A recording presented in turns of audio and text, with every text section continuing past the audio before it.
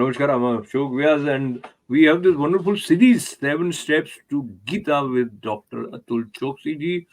Dr. Sahab, Namaskar के साथ में I would like to recollect from my joy that here is one of the rare cardiologists who remembers all 700 slokas of Bhagavad Gita. How that came about, I'm not going to ask you today, but I'll ask you about this first sloka where I remember that begins with Dharmakshetri, Kurukshetri, Samaveta, Yuyutsava, Mamaka, Pandavascheva, Kim Kurvat, Sanjaya. Yeah. So this Kurukshetra is referred to as Dharmakshetra. Why so? Why Kurukshetra is Dharmakshetra? That's all. So this is the battlefield where the choices were made for whether it was on the side of dharma or adharma, and we know that the outcome of the war was that the dharma was re-established and asuri activities were demolished by nobody else but Lord Krishna, under Lord Krishna's guidance. So, because it re-established the dharma, we call it Dharma Kshetra, Dharma Kshetri Kurukshetra. Otherwise, we would have to call it dharma or battlefield only. So now let's learn a little bit about what is dharma in the context of Srimad Bhagavad Gita also, and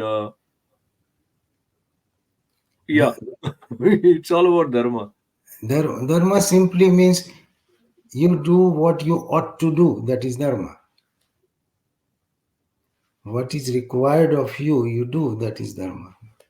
So What is so if we do it contrary to what we are required to do, that is adharma.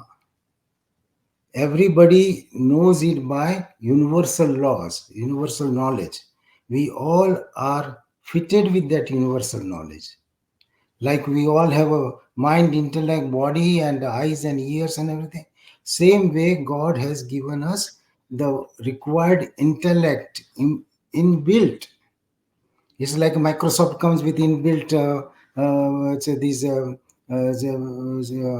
programs, So we are inbuilt. So we everybody knows a villager, illiterate, far away in the remote place. He also knows what is satya, what is dharma, what is adharma. That hurting somebody else is adharma, stealing from somebody else is adharma, hurting someone is adharma. So these we are born with it. These are instinct. It is inbuilt. We don't have to go to school to know that. So that's why Jesus says, "Do unto someone that you want that to be done to you." So we all know. You step on somebody's foot, you know that it happened accidentally or whatever. It is wrong. It hurt, and I'm sorry. It says you don't have to even know the language or the education to know that. So this is basic knowledge that God has given to us. Uh, okay? No and worry. Sorry to interrupt. Sorry to interrupt. plus God tells right and wrong Hmm. through His guidance from within. Actually, in last line, you have taken care of what I was going to ask, but still, I'll repeat it.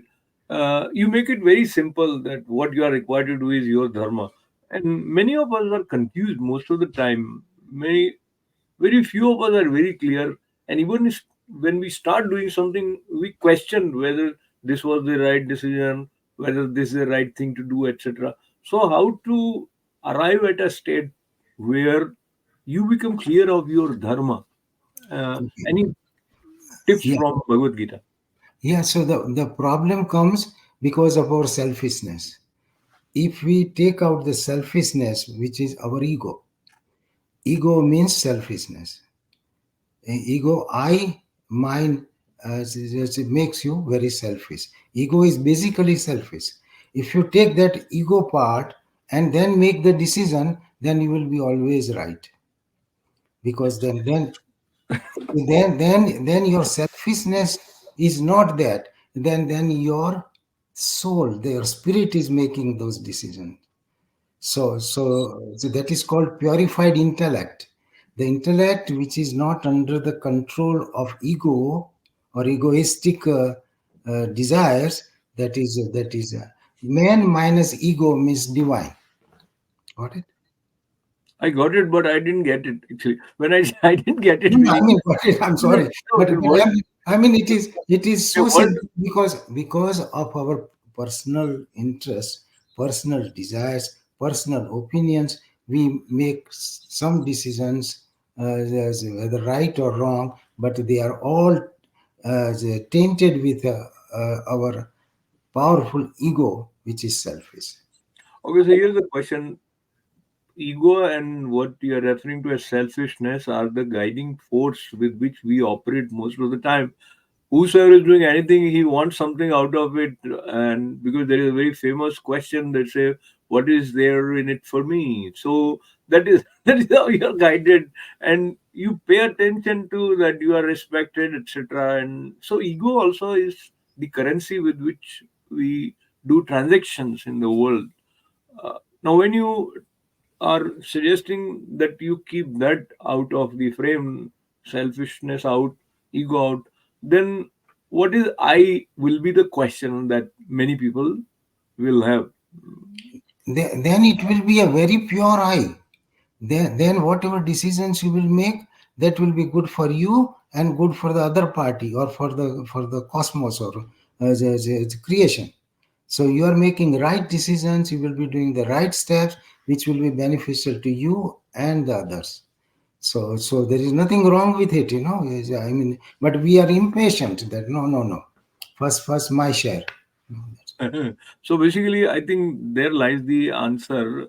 Kurukshetra, if I just say it, is the space where we are working, and we are encouraged to make that a dharma kshetra by going beyond our selfish and ego driven acts, and act with dharma, which is what is required to be done, is the take home message for me from this session.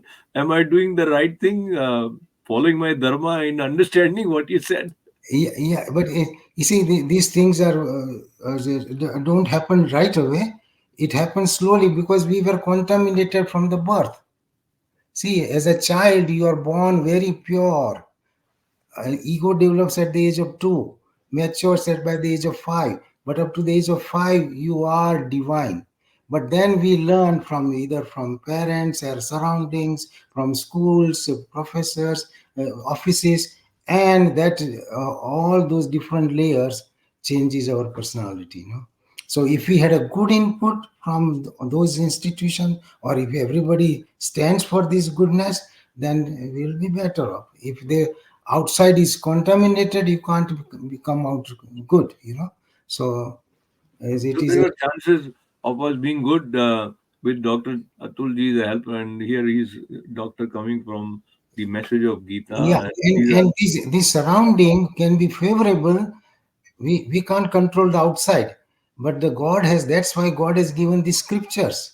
So He gave scriptures in black and white, and scripture can be your guru and guide. So if that happens, you are not affected by what is happening outside the world, in the world, but you will follow the doctrine of Bhagavad Gita or the highest spiritual truths. wonderful. On that truthful note, sincere pranams to Daksha and lots of good wishes for all of us. Thank you very much.